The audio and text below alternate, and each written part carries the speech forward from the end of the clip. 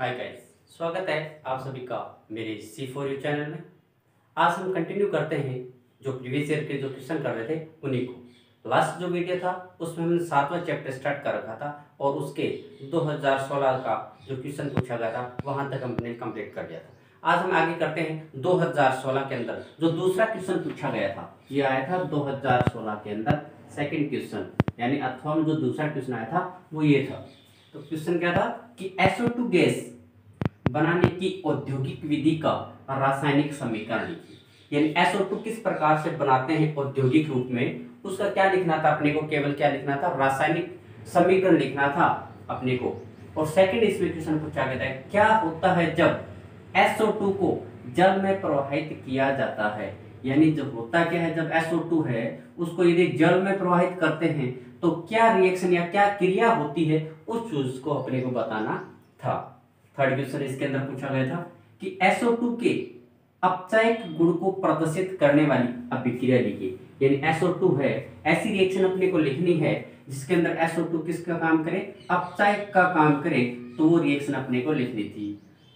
Fourth आया था कि सल्फर के विषम लंबाक्ष अपरूप के वलय का नामांकित चित्र बनाइए। यानी सल्फर है उसके विषम लंबाक्ष यानी प्रकार होते हैं समलंबाक्ष विषम लंबाक्ष, और तो उसे अपरूप का क्या करना है, यानी अपरूप होते हैं उनको अपने क्या लिखना है, वलय का नामांकित चित्र बनाना है।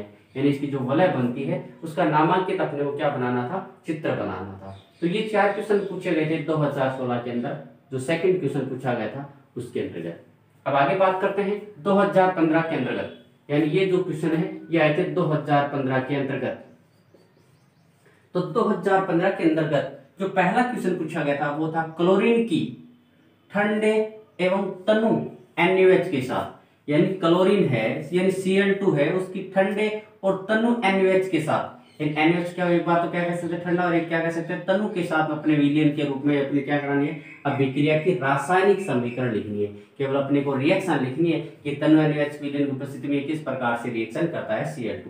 सेकंड इसमें क्वेश्चन पूछा गया था कि H3PO2 की अपचयक प्रकृति को समझाइए। यानी ये किस प्रकार से अपचयक का जो गुण प्रदर्शित करता है उसको अपने को डिफाइन करना है 2015 के अंदर। जो दूसरा पूछा गया था ये था।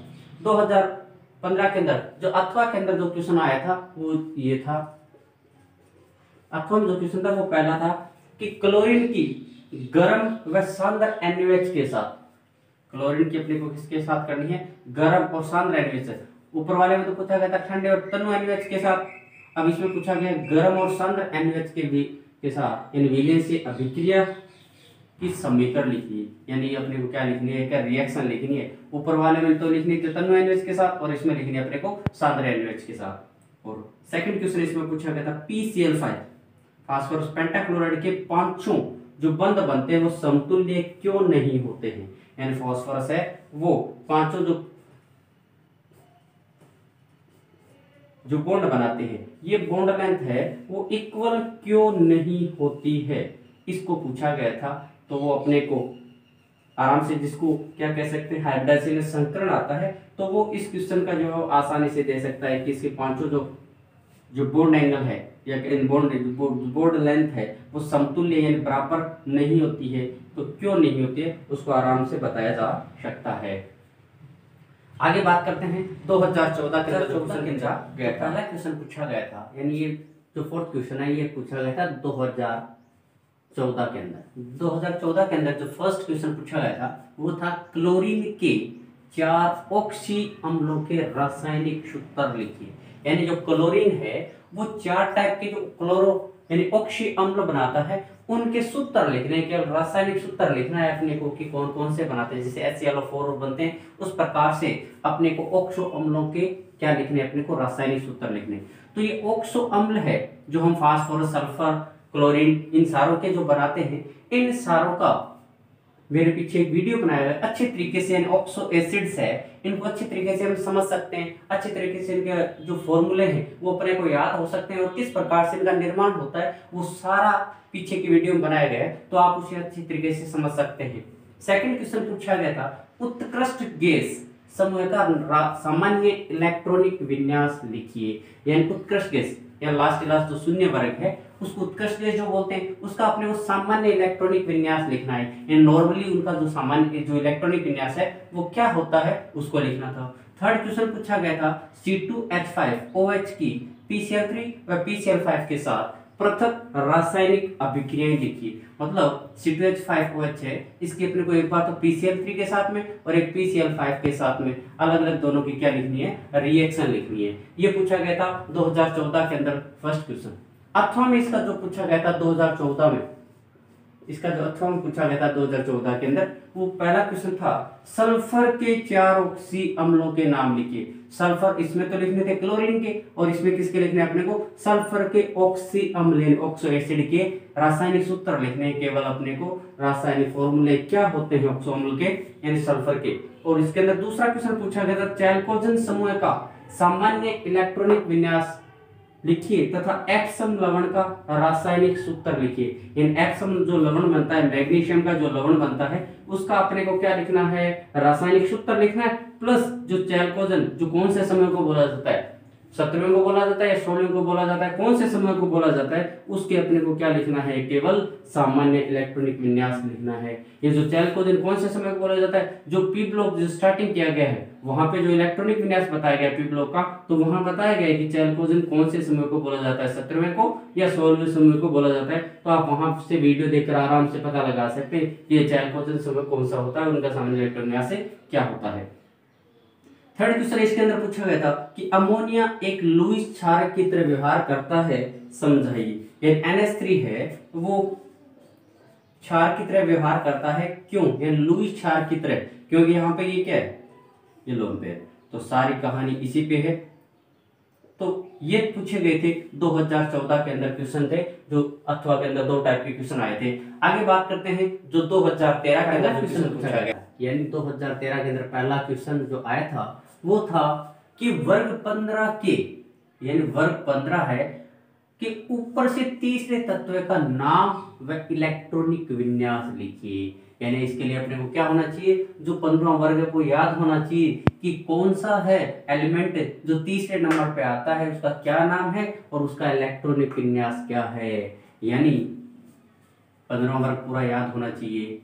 फिर दूसरा क्वेश्चन पूछा गया था कि अमोनिया अणु की संरचना बनाइए। NH3 है, ये NH3 है, उसमें कौन सा संकरण होता है, किस प्रकार से इसकी स्ट्रक्चर बनती है, क्या होती है, उसको समझाना था। थर्ड क्वेश्चन पूछा गया था कि NH3 लुईस क्षारक की तरह व्यवहार करती है, क्यों। जो 14 के अंदर पूछा, वैसे 15 के अंदर पूछा गया था, सेम वही क्वेश्चन है, NH3 लुईस क्षारक की तरह व्यवहार करती है, क्यों, वही बताना था कि अपने को NH3 उसके ऊपर जो लोन पेयर है इसकी वजह से क्या होता है, उस नेचर को इसको प्रेजेंट करना था। अगला क्वेश्चन पूछा गया था तनु व छांद्र HNO3 की जिंक के साथ अभिक्रिया की समीकरण दीजिए। यानी तनु और सांद्र HNO3 लेकर Zn के साथ अपने को क्या दिखानी है, केवल रिएक्शन बतानी है कि क्या रिएक्शन करता है। और जो 2013 के अंदर जो अथवा में क्वेश्चन पूछा गया था वो भी इजी क्वेश्चन था। तो उसके अंदर जो पहला क्वेश्चन पूछा गया था वो था वर्ग 15 के धातु तत्व का नाम एवं इलेक्ट्रॉनिक विन्यास। यानी 15 वर्ग याद होगा तो अपने को ये पता रहेगा कि कौन सा उसमें धातु, अधातु या उपधातु कौन सा है। तो उसके अंदर धातु एलिमेंट कौन सा है उस तत्व का नाम लिखना है और उसका क्या लिखना है, अपने को इलेक्ट्रॉनिक विन्यास लिखना है। सेकंड क्वेश्चन पूछा गया था कि क्लोरीन गैस की विरंजन क्रिया का कारण समझाइए। विरंजन की जो क्रिया करता है क्लोरीन, उसका क्या कारण है वो समझाना था। और तीसरा क्वेश्चन पूछा गया था, यानी से पूछा गया था भूरी वलय परीक्षण के समीकरण लिखिए। यानी भूरी वलय जो परीक्षण होता है उसको अपने को समझाना था। ये भूरी वलय परीक्षण अपने प्रैक्टिकल के अंतर्गत भी आता है और पी ब्लॉक के अंतर्गत भी आता है कि भूरी वलय परीक्षण क्या होता है, उसकी समीकरण होती है वो लिखनी है अपने को।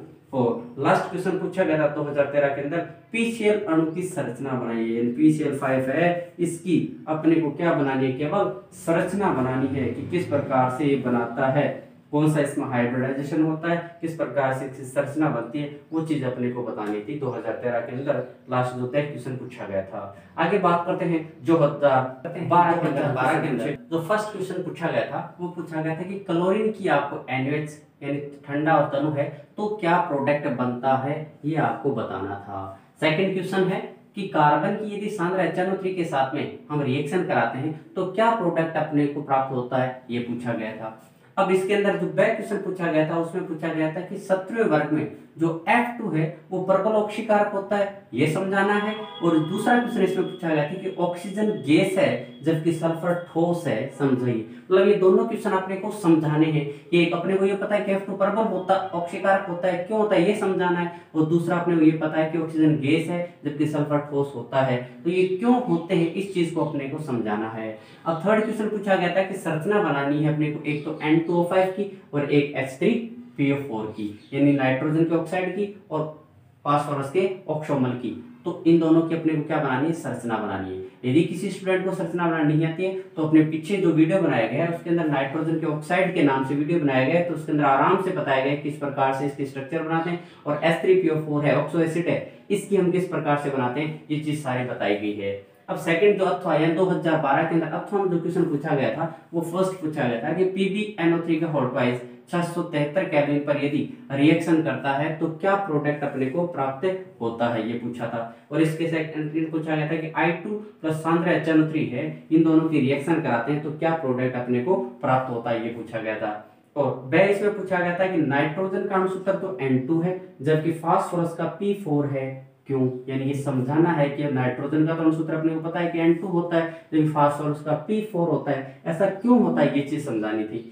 और पूछा गया था कि संरचना बनानी थी एक तो H2H2O7 और एक HCF2, यानी दोनों इसी ऑक्सो एसिड और ये जीनोन का HCF2, इन दोनों की अपने को क्या बनानी थी, स्ट्रक्चर बनानी थी। तो ये इस प्रकार से अपने 2019 से लेकर 2012 तक के सारे क्वेश्चंस होते हैं। आशा है कि आप लोगों को समझ में आ रहे होंगे। यदि किसी को कोई चीज समझ में आ रही है तो आप कमेंट कर सकते हैं और अच्छे तरीके से इन्हीं पूर्ण विश्वास के साथ कह सकते हैं कि 2012 से लेकर 2019-20 तक के जो क्वेश्चन किए हैं हमने, उनमें से हमें 2021 के अंदर पूर्ण रूप से कोई ना क्वेश्चन क्या कह सकते हैं जो अथवा वाले क्वेश्चन आएंगे उनमें अपने को 101% क्या हो जाएंगे, मिल जाएंगे। तो आप इनको पूर्ण रूप से तैयार करें, इसी आशा के साथ जय हिंद, जय भारत। और साथ में आप ज्यादा से ज्यादा वीडियो को लाइक, शेयर और सब्सक्राइब कीजिए।